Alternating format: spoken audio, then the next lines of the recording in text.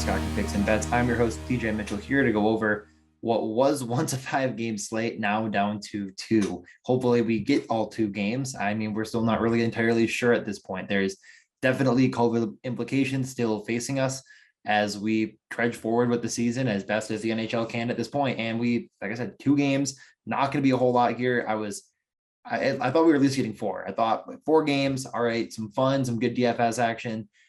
Now it's down to 2. And not only is it down to 2, but it's down to 2 games with quite a bit of potential news and notes that we're not even going to have as of recording right now. So we have the Columbus Blue Jackets at the Buffalo Sabres, and that's where we're going to kick it off. It's a 5.5 over under right now, and basically a pick 'em.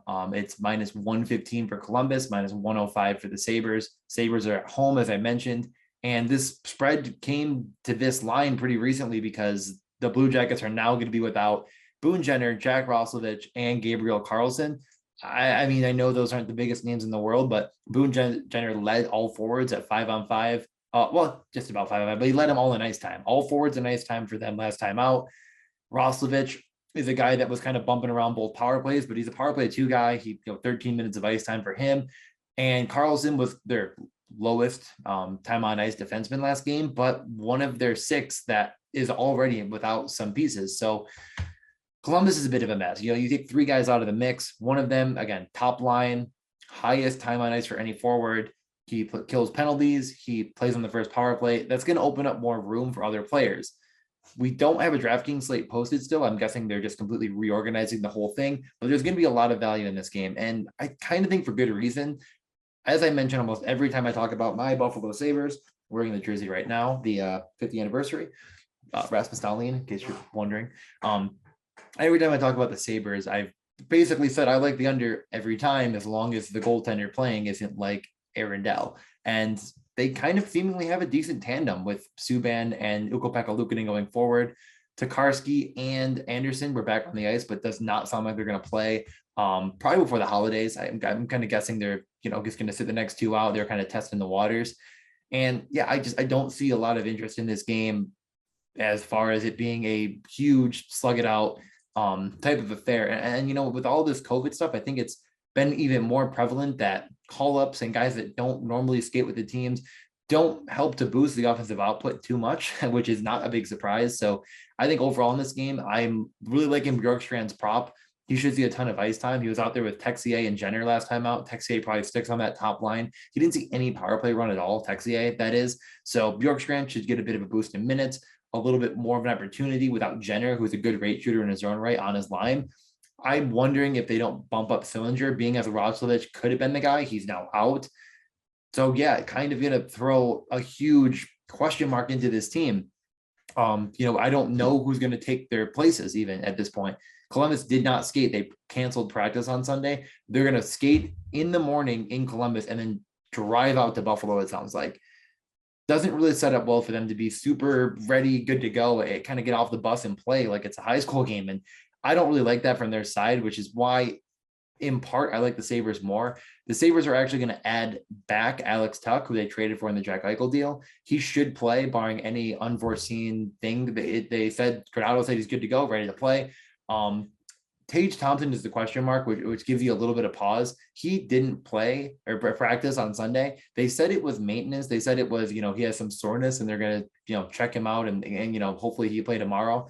I kind of assume he plays. I do think he'll probably bump back with Skinner and Olofsson, and they'll probably rearrange the lines they ran in practice on Sunday. So I don't think we're going to know exactly where all these players are going to go until they get everything as they would like it. But, Tuch being back in, this is a great rate shooter, one of the better 5-on-5 scorers in the league, minutes adjusted.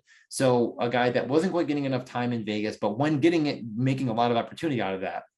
So I do think he's going to be a very, very good addition for the Sabres and just adds that scoring threat that they don't have enough of. They're very one-line dimensional, and the depth scoring, when not there, they completely disappear. And that's why the unders have been so good. So I select the under at 5.5. That just feels like a really nice line to take. I like the Sabres just fine here. I don't see any reason not to take it. I mean, it's just like the Columbus Blue Jackets are coming in here without many of their best players. And I just don't really see a need to take a team that's going through all this turmoil, driving out to Buffalo the day of. Just kind of adds even more to that mix of just, I'm not interested. Bjorkstrand's prop. And I would think if Tuck does have a prop for like a 2 shot on goal, or maybe we don't know what he's going to put out there. They might put a 2.5. If it's like huge plus money, I still like it. First game back, he's a Western New York native, Central, if you will, out of growing up in Syracuse, but always a Sabres fan. He's excited to get back on the ice, and I'm sure he wants to prove himself. You're the kind of cornerstone piece of an Eichel deal. You kind of want to get out there and show the fans what they're getting. So I like him a lot to be just fine. He did skate with Cousins. That could be a really nice, cheap pairing on DraftKings. I'm not overly positive, or I don't want to make any inclinations of what the Sabres might do on the power play. They played against Pittsburgh last time out. Malcolm Subban kept him in that game. He made one of the most miraculous saves I've ever seen. Cousins was on the first power play with Dahlin, Okposo, Olofsson, Skinner. I wonder, and the reason, Tage Thompson he had like 20 minutes of penalty time. That's why he should be there instead of Okposo. It should have been Tage Thompson, but I'm pretty sure he got a fight, and I think that's why he missed that specific power play. So with that being said, I don't know which spot might open up. My worry is that they're going to take Cousins off to put Tuck on, which isn't going to help you get that power play correlation you need in DraftKings. Not positive, but either way, I think this, it gives a little bit of a bump to the Sabres, who aren't really battling a lot of huge COVID concerns. They only have one guy in Tokarski that's on the COVID list, and I think he is probably going to be back. Other than that, yeah, I think it's, those are the props. I'm not thinking this game has a ton of pace. If anything, I'd like to look at the save props tomorrow for whatever goalie starts for Columbus, because I do think that they'll give up a decent amount of attempts against. We can move over to the final game on the slate. Like I said, only a 2-gamer, so not a ton of excitement. It's going to be Minnesota and Dallas. It's in Dallas. So Minnesota coming to Dallas. Minnesota and Dallas, 2 teams that really aren't dealing with a ton of issues. At practice on Sunday, or was it Sunday? No, it was Saturday. Kaprizov missed, but he's going to play. It sounds like it's just a little bit of a bang up, and they wanted to keep him out. He'll be back with Hartman and Zuccarello. The big question mark is Jordan Greenway. On a 2-game slate, it's someone you got to consider. He normally does play with Eriksson Ek and Foligno, and that line can be a line to dominate possession, and Greenway bangs home 2 goals. And, in GPP, that can get you there. On a 2-game slate, you can do whatever you want. So we're not sure on him. It sounds like he left practice early. Not really sure what the deal is exactly on him, if he's going to play or not.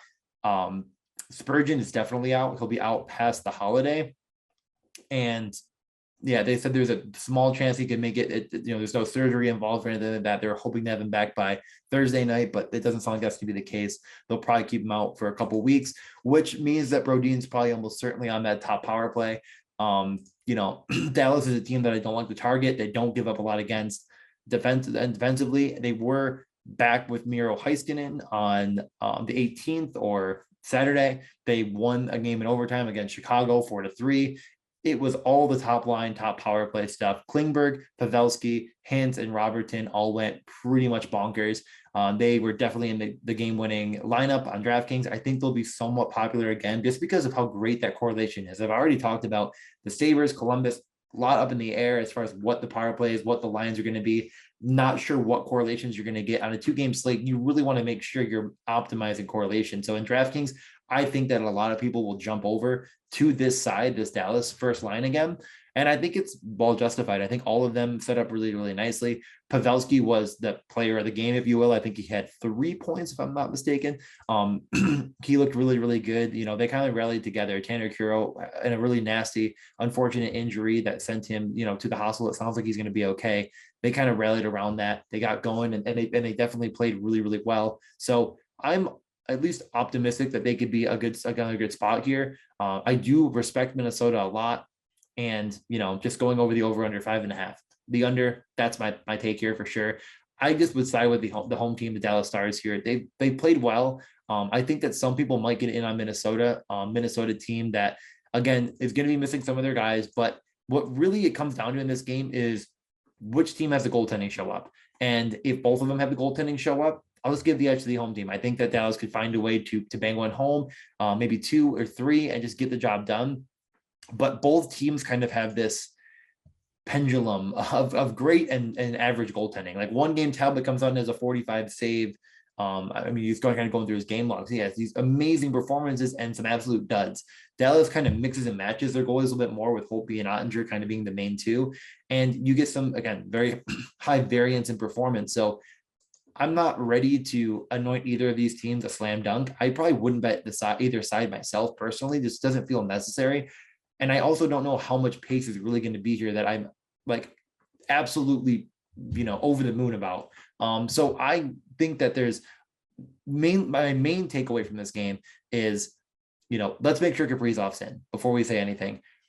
I personally don't mind getting some depth out of this game. But when it comes right down to it, where are you going to spend your salary cap on DraftKings? There is no huge name player besides Kirill Kaprizov. Is he completely necessary? I say no, just because I think his ownership is going to be absolutely to the moon. It's a 2-game slate, so obviously, Rube Hintz is another guy, super duper expensive. So what I think I'm going to do is I'm going to make one lineup and just kind of treat this like a showdown slate where I might actually leave some cap on the table, take a goalie from, I'm not sure which goalie I might take exactly. I might just take the Sabres goalie, take some Sabres, kind of mix and match, and hopefully find the right correlation. But I think it's worth getting unique in this slate. It might be worthwhile to play like Heiskanen, Sagan, Ben.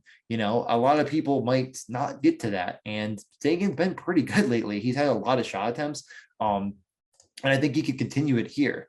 So yeah, I think it's worth looking into. And the reason why I think Dallas won, well, like I said, it's going to be popular. It's going to be somewhat expensive, although price doesn't really matter on the slate. But they're going to be playing one of the best defensive lines in the Eric Zanek unit. And really, I mean, the Hartman line's great defensively too. So I just don't really know if I love the upside from that line myself. And I wonder if the Sagan-Ben line could maybe actually find their way through. So I think that's kind of how you want to look at this. Is lineup matching perfect? No. And Dallas does get the right to try to dictate the matchups as they wish. And just kind of looking at their last game, they played against Chicago.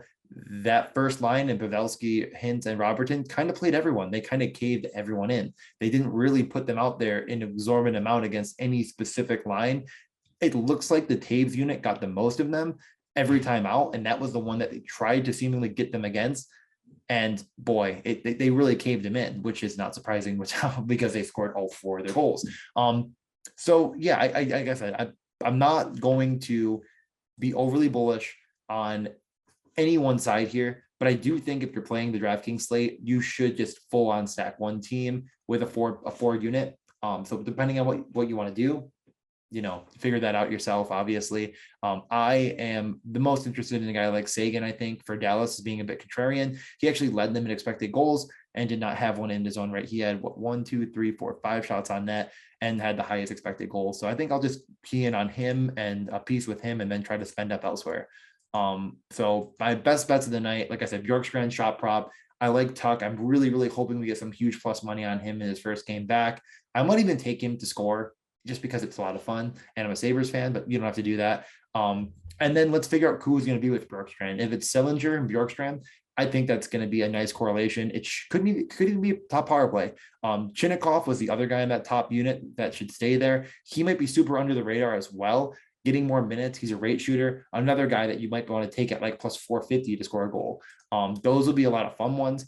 And then on the Minnesota side, I mean, it's really tough to pick anything in particular to feel great about. I've been hammering Kirill Kaprizov, but it's getting way out there now. It was like I remember at one point it was like minus 110, and like 3 weeks later, it's like minus 180 for him at 2.5. So you got to do your best with that. Hartman's kind of come back down to earth. I've been taking Eriksson Ek a lot too, because that's really the guys that are shooting, and they're just so good at possession that, yeah, they find a way to get it done. But Dallas is not bad at possession either. So it's this is a tough game. It's a really tough game. This Dallas, Minnesota, it kind of feels like two teams that kind of try to do the same thing coming together and playing against each other. And I'm excited to watch it, but I don't have a ton of really, really strong feeling on it. That's why I just kind of like the under, and I'd rather try to find props elsewhere. But okay, with all of that being said, spend enough time on a 2-game slate.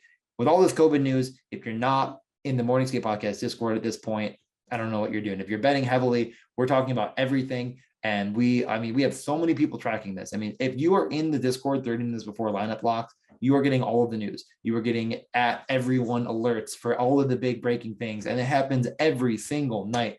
And I'm going to say this one last time. Actually, I'll probably say it almost every show from here on out. If you are not putting in your flex spot the latest starting player with the most salary, you're doing yourself an incredible disservice. I'm going to say that one more time. If you make your lineup, your utility spot on the bottom, flex position, whatever you want to call it, it should be your latest starting player with the most salary cap. Okay, I'm going to say that. You got it. You can't blame me when you make this mistake. You're going to limit yourself, especially on smaller slates. Think about it this way. If you start Tage Thompson in your flex, you've burned it. Actually, what?